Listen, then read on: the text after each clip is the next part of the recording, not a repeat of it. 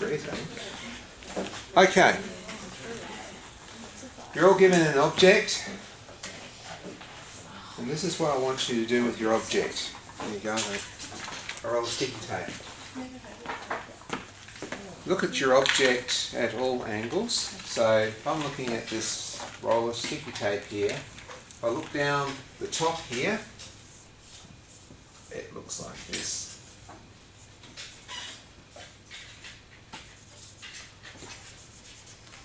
Don't have to spend too long on each of these.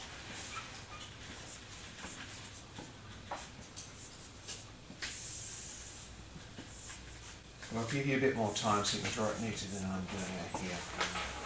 So that's the top. Anyone do technical drawing when they're at school? Yeah, it's kind of like that. So, front view.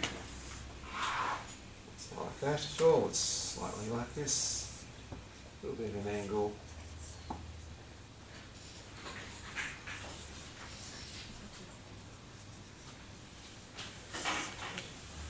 That's the front view on this roll of sticky tape. So, side view. Oh, again, got it wrong. It's got a bit more design to it than that.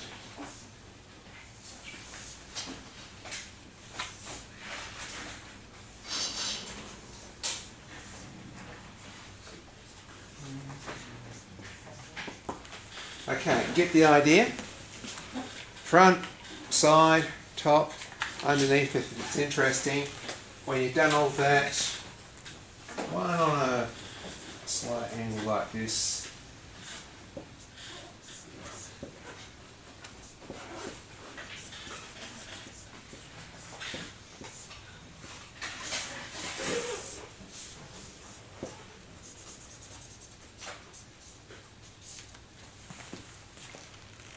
Does that make it clear?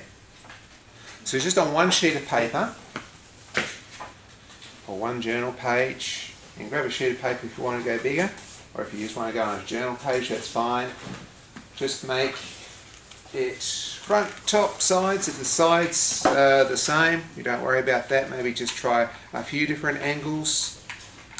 Just look at a few interesting angles. We're going to draw at least 4 pictures. Draw 5 if you're quick. Once you've done that, we'll move on to the next bit.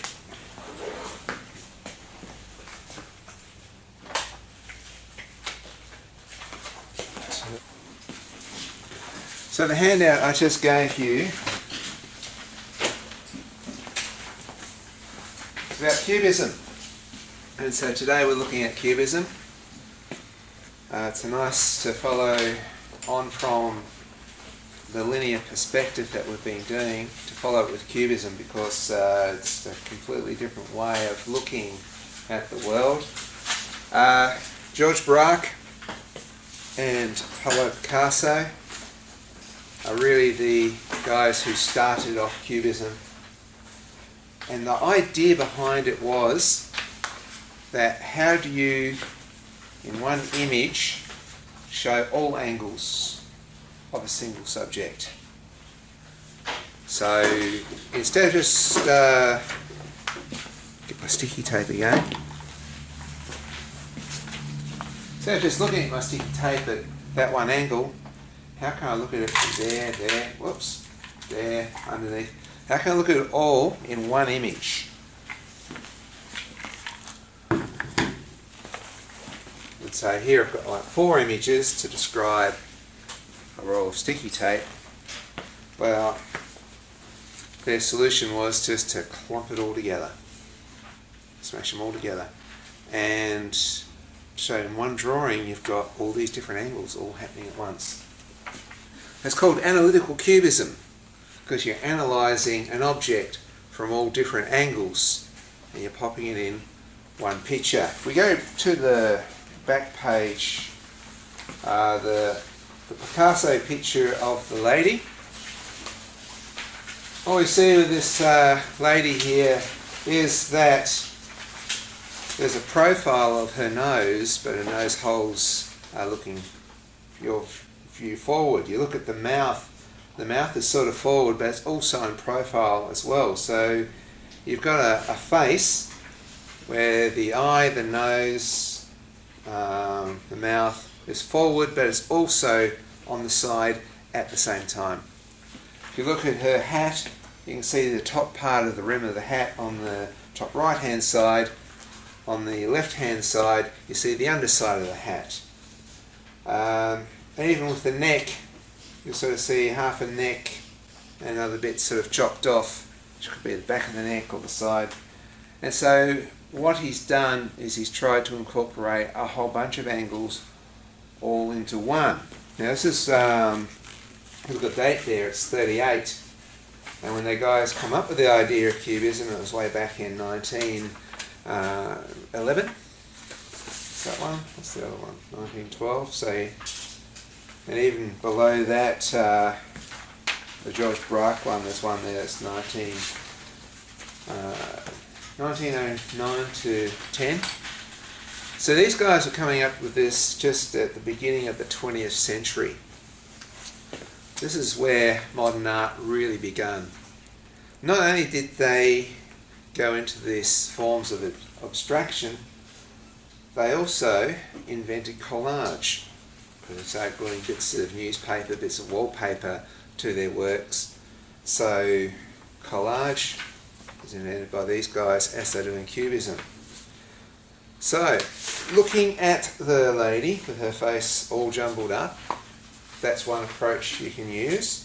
The other approach is to use facets. So if you look at this one here with the guitar, what it's done is it's all in facets. It's like a diamond made up of all these little facets coming out. So that guitar probably be half the size, but because they're trying to do sides and things like that, it sort of moves it out into this strange faceted look. And the bunch of grapes, still life of a bunch of grapes, same thing. It's kind of looking at different angles, but it's also made it into facets. And quite like this Picasso one here. So this is an early Picasso, and in this he's still got tones, he's still got a sense of depth. It doesn't quite look flat, it looks like it comes in and out. Because of his traditional training as a realistic painter, he still has a lot of that, because he started off drawing exceptionally realism. His father was an art teacher. He learnt all the principles about composition, colour, and how to render things realistically, and he was breaking away from that. So your challenge today, like a pen, mine's sticky tape, well I've got it here. Challenge today is that the drawings you've just done is to mash them all together. So, just going to have a look here. I quite like the side of that. I might get the teeth of that bit there. I might use a bit of the top bit there. You don't have to use sections, or you don't have to use the whole lot. A bit more teeth there. This is all about the teeth of the this.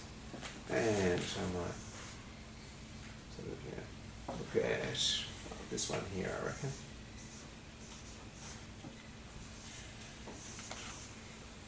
So you see what's happening here is I am starting to make up a picture out of bits and pieces of what I've already drawn.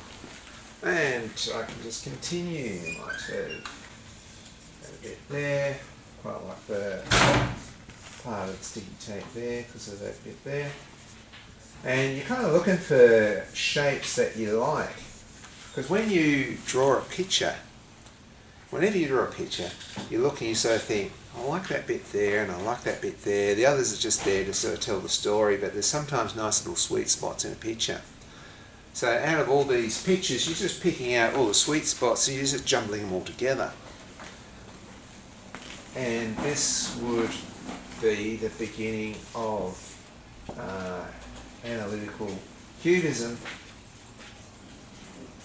Repeat images. out there. And see what I've got here becomes abstract. So that's your next challenge, is to throw it all together. The drawings you've just done, just pick the bits you like the best, chuck it all together into a strange, weird abstraction. Once you've done that, I'm going to talk to you a little bit about what to do to it next. So let's give you about 20 minutes to do this. I'll have a coffee break, and then after coffee break I'll tell you what to do with the drawing then.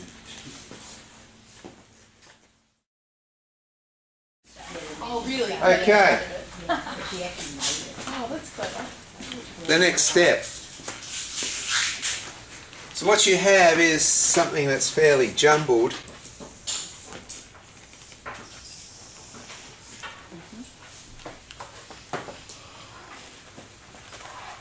Which it's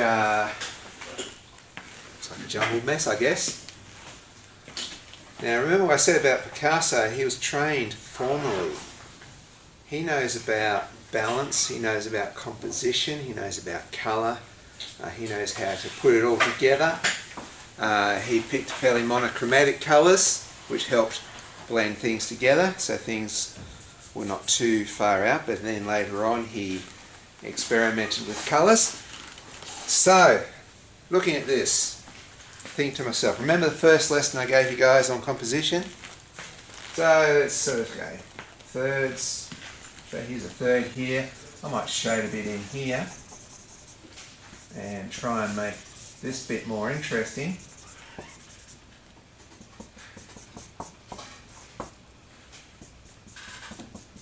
I'm adding shading bits and pieces of it. Now I've got a nice sort of a third shade bit here, but then it becomes unbalanced, so I might put a bit out here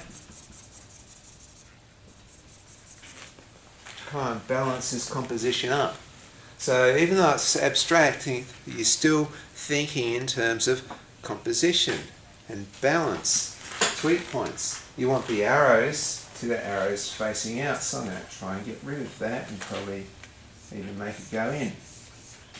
Draw a bit over top of it. You can just divide things up a bit. You can put lines going in, because if that was like a landscape in the background, you'd have the mountains sort of pointing into the picture. So here you go, I've got a bit of a wedge coming in here, so a bit like mountains. And this is my composition happening. So that's the thing, people sort of look at abstract art, and sometimes it is just Emperor's New Clothes, sometimes it is rubbish. But often, more often than not, those who are educated, they use abstraction so they can just focus more on composition and focus more on balance, more on colour, without the distraction of an actual object. Of course, when you see an object, people see an object, they sort of look at the object, oh, that's a, it's a hat or a roll of sticky tape. They don't think of it in terms of balance, colour and composition, and so when you abstract something, that's when that starts. So the next step for you guys to do is to, like I said, those things where you can, I might sort of continue this down because it's a diagonal going through there, which is making a dynamic composition. I might use some of this curve here to stop things escaping. Stop your eye escaping. You want to get the eye into a certain spot. So here I think what I want is for the eye to sort of come around to the section here, because I've got sort of a third, I've got a bit of balance there, I've got this movement here, and now this becomes the interesting point. So you see what we're doing, straight out composition, straight out, without so much the distraction of what you've got. Now some people have got things that look like some mutant alien, because you've got sort of living things. You may have to facet it up a bit. You may have to do little facets on there. You may have to, even within the one picture, if you've got like the face of a dinosaur or something, you might want to put the front view of an eye and the side view of an eye, that kind of thing, or both eyes on one side of the face. You can do that. You can just start breaking up the elements and adding more elements to it. So, for example, I was quite taken by the teeth of that, so I might, pop the teeth of that here inside the reel of the sticky tape. It wouldn't really matter because we're getting very abstracted. Is this a bit of a mind stretch for people? It's all good? Have I explained it okay? Okay. Because this is, so far when we're talking about linear perspective and drawing, I've only been talking about 2D stuff. Now we're trying to do 3D in an honest way. Because when you think of illustration, it comes from the word illusion, you're creating an illusion of 3D.